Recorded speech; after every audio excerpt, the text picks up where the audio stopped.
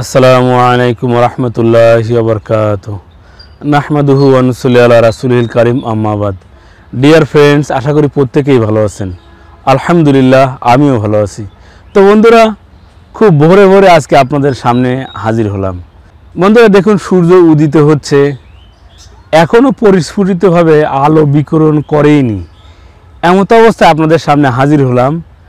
এমন একটি ভেষজের কথা আজকে আপনাদেরকে বলে দেব, যে বিষয় নিয়ে, যে অসুখ, যে সমস্যার কারণে আপনারা বেশ ভুগছেন। তো বন্ধুরা, আজকে আপনাদের সামনে যে বিষয়টি নিয়ে হাজির হয়েছি, যে ভেষজটি, মূলত এই ভেষজ আপনাদের কিন্তু অতি পরিচিত একটি ভেষজ। শুধু না জানার কারণে পায়ে মারিয়ে যাচ্ছেন আর রোগে কষ্ট পাচ্ছেন। তো বন্ধুরা, এই ভেষজটি কয়েকটি সমস্যার মহা ঔষধ হিসেবে কাজ করে থাকে। বিশেষ করে যাদের শুক্রতারল্যজনিত সমস্যা রয়েছে, একেবারেই তরল অসারে বের হয়ে আসে।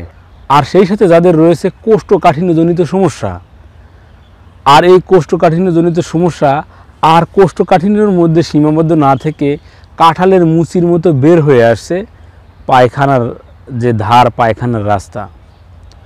তো বন্ধুরা, এই কোষ্ঠকাঠিন্য থেকে কিন্তু অনেকগুলো সমস্যার উৎপত্তি হয়ে থাকে। বিশেষ করে যাদের অধিক কোষ্ঠকাঠিন্যজনিত সমস্যা রয়েছে, তাদের শুক্রতারল্যজনিত সমস্যাও হয়ে থাকে। সেই সাথে পাইলস, ফিস্টুলা এই কোষ্ঠকাঠিন্য থেকে উৎপন্ন হয়। তো বন্ধুরা, এই কোষ্ঠকাঠিন্য সহ আমি যে সকল সমস্যার কথা বললাম, এই সকল সমস্যা থেকে মুক্তি পেতে আপনাদের সেই অতি পরিচিত ভেষজ কথা বলে দেব, যেটি আপনারা ভালোভাবে চেনেন, জানেন। শুধু জানেন না, কোন প্রক্রিয়ায় সেবন করলে আপনারা এই সমস্যাগুলো থেকে মুক্তি পাবেন। তো বন্ধুরা, আমার হাতে দেখেছেন কিন্তু ভালোভাবে লক্ষ্য করেননি বিদায় হয়তো বা এখনও চিনতে পারেননি। বন্ধুরা বলুন তো, এটি কোন শাক? বন্ধুরা আমি বলে দিচ্ছি, এটি কলমি শাক। দেখুন, রাস্তার ধারে অবহেলায় রাস্তার ধারেই হচ্ছে পর্যাপ্ত পরিমাণে। অনেকেই বলবেন, হেসে দিয়ে বলবেন, এটি তো আমাদের জমিতেই চাষ করা হয় প্রচুর পরিমাণে। তো বন্ধুরা, চাষ করা হয় ঠিক আছে, এতে প্রচুর পরিমাণে সার, কীটনাশক ব্যবহার করা হয়। তো আপনারা কলমি শাক ব্যবহার করবেন, তবে আমি যে সকল সমস্যাগুলোর কথা বললাম, এই সমস্যাগুলোর সমাধানে আপনার রাস্তার ধার থেকে বা যেখানে এমনিতেই হয়ে থাকে, ডোবা, নালা, পুকুরের ধারে, এই কলমি শাক আপনি গজিয়ে ওঠে, যেগুলোতে নেই কোনো পরিচর্যা, নেই কোনো কীটনাশকের ব্যবহার। তো বন্ধুরা, আপনারা এই কলমি শাককে এতটুকু পরিমাণ সংগ্রহ করবেন যাতে কমসে কম আমরা যে সকল সিরাপের ঔষধের কাপ থেকে ঔষধ সেবন করি, সেই কাপে যে 2 চা চামচ পরিমাণের দাগ দেওয়া রয়েছে, 2 চা চামচ পরিমাণ রস সংগ্রহ করবেন। এরপরে আপনার সাধারণত 100 মিলিলিটার দুধ, কম বেশি হতে পারে, আপনার সামর্থ্য থাকলে 250 মিলিলিটার দুধের সাথে 2 চা চামচ পরিমাণ এই কলমি শাকের রস, সেই সাথে 1 চা চামচ পরিমাণ অশ্বগন্ধা। তো বন্ধুরা, অশ্বগন্ধার নাম শোনেননি? বর্তমানে নেট দুনিয়ায় খুঁজেই পাওয়া যাবে না যারা অশ্বগন্ধার নাম শোনেননি। যে কোনো বেনিতি দোকানে, যে কোনো সুপার শপে এই অশ্বগন্ধার পাউডার পাওয়া যায়।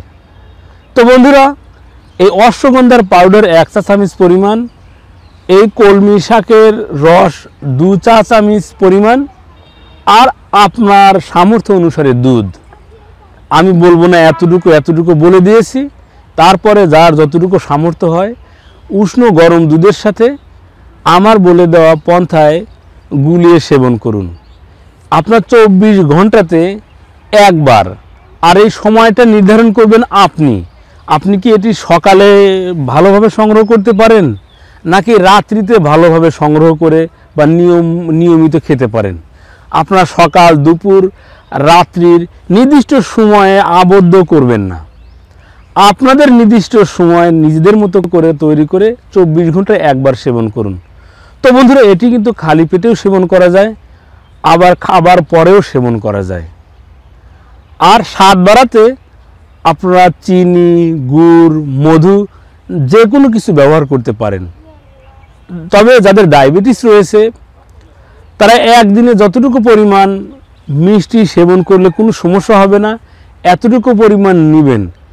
আর এটি যেহেতু স্বাদে কোনো উৎকট গন্ধ, তিক্ত স্বাদ হবে না, সেক্ষেত্রে আপনি যে কোনো প্রকার মিষ্টি ব্যতীত এটি অনায়াসেই সেবন করতে পারবেন, নিঃসংকোচে সেবন করতে পারবেন। তো বন্ধুরা, এই ছিল আজকে আমাদের আলোচ্য বিষয়। আমাদের এই ভিডিওটি যদি আপনাদের ভালো লাগে অবশ্যই সাবস্ক্রাইব করবেন, লাইক দিবেন, শেয়ার করবেন, আর কমেন্টের মাধ্যমে জানাবেন যে আপনার চারপাশে যে সকল ভেষজগুলো রয়েছে কোনটির কী গুণ, সেগুলো জানতে চোখ রাখুন আপনাদের প্রিয় ইউটিউব চ্যানেল অল টাইম ওকেতে। ধন্যবাদ সবাইকে।